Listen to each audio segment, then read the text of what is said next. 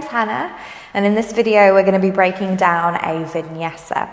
So a vinyasa is used quite often in physical yoga practices. It's a collection of movements.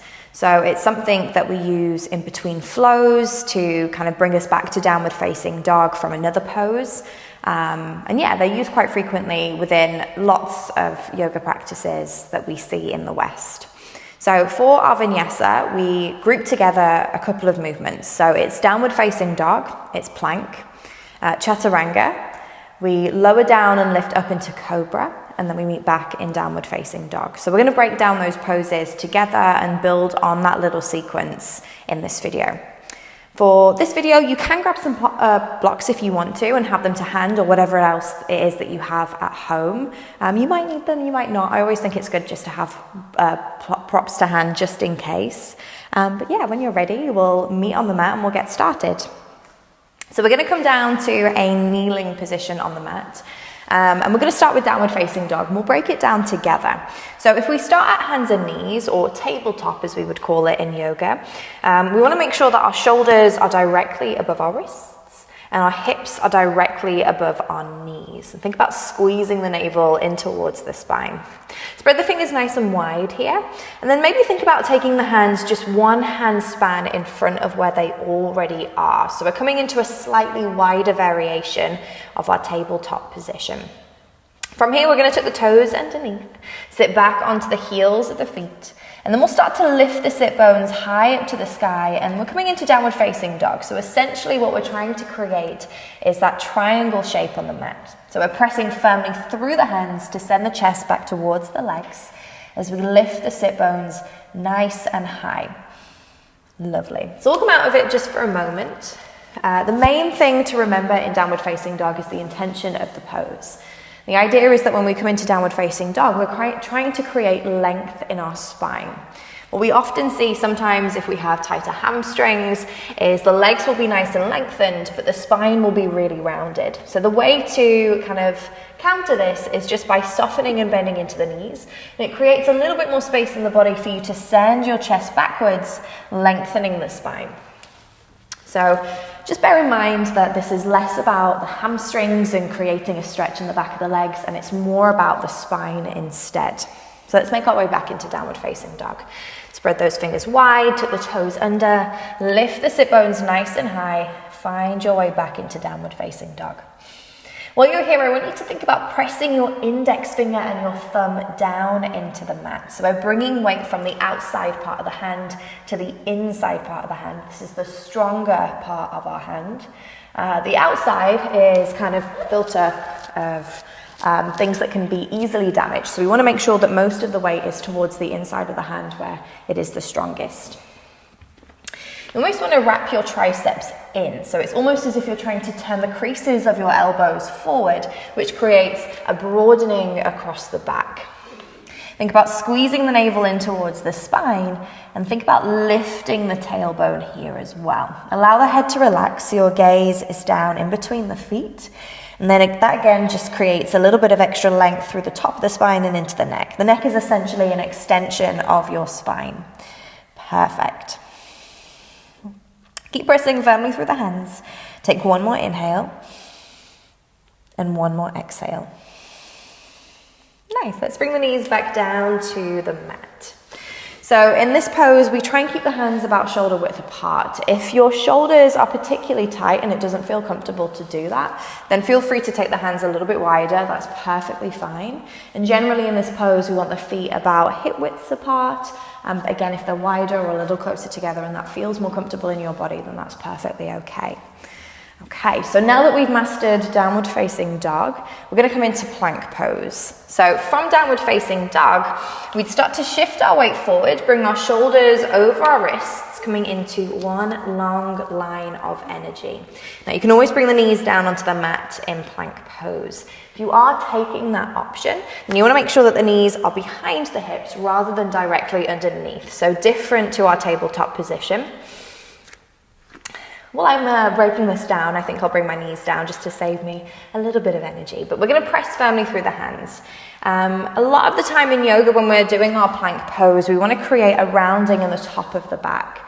It's a little bit different to some of the other variations of plank that you might see in other forms of movement, but in yoga we try and create a rounding. So we're almost pushing the ground away, lifting the shoulders and the upper part of the back up towards the sky. So creating protraction in the shoulder blades.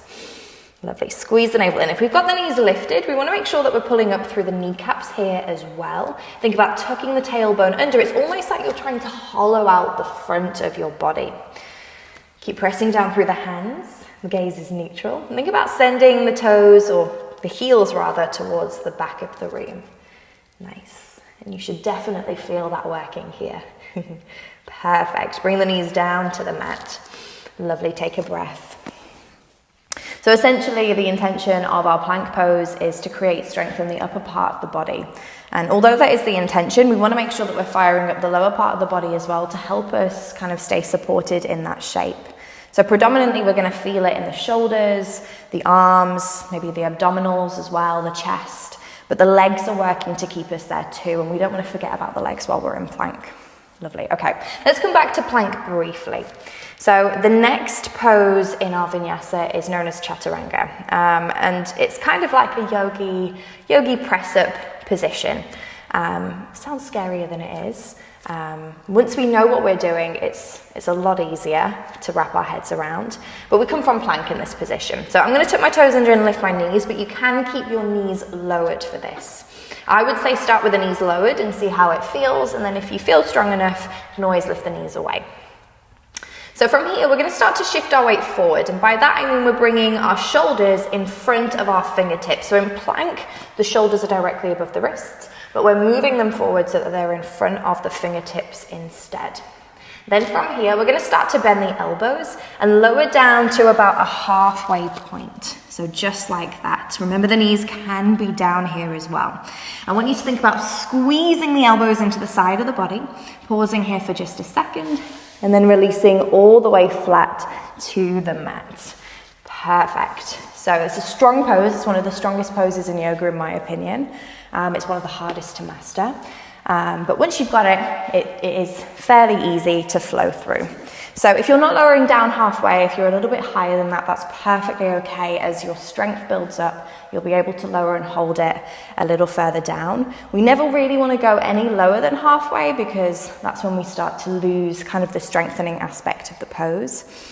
The idea is that we're lowering down in one long line. So if you notice that when you're kind of lowering down through chaturanga, that your hips are dropping first and then your chest, all that's going to do is put a lot of pressure on the lower part of your back and eventually cause injury. So bringing the knees down and trying it with the knees on the mat is going to help to build up that strength and build up to lifting the knees without causing any injury in the lower part of the back.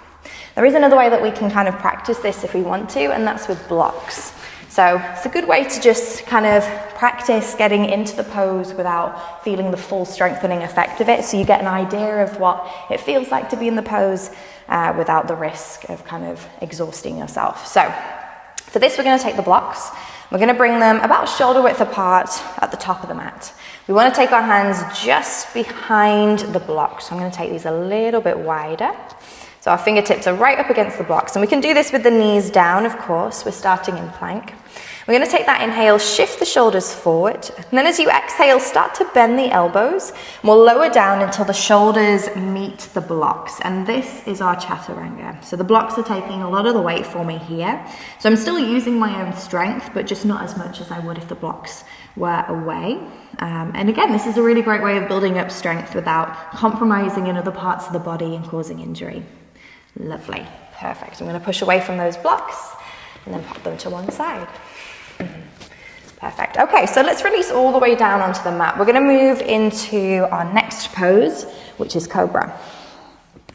There's a few different options that we can take for cobra. Cobra is essentially a back bend, and the main thing that I want you to think about here is squeezing the glutes, and that's going to protect the spine, so allowing those glutes to switch on.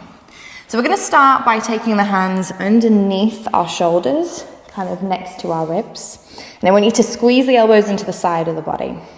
Keeping the gaze fairly neutral, we'll press down through the tops of the feet, squeeze the glutes, and then start to lift the chest away from the mat. It doesn't matter how high you lift the chest here, just as high as feels good in your body. That's the main thing that you want to think about in any yoga practice is, as long as it feels good, it doesn't really matter. If it's painful, then it's not going to be good for you.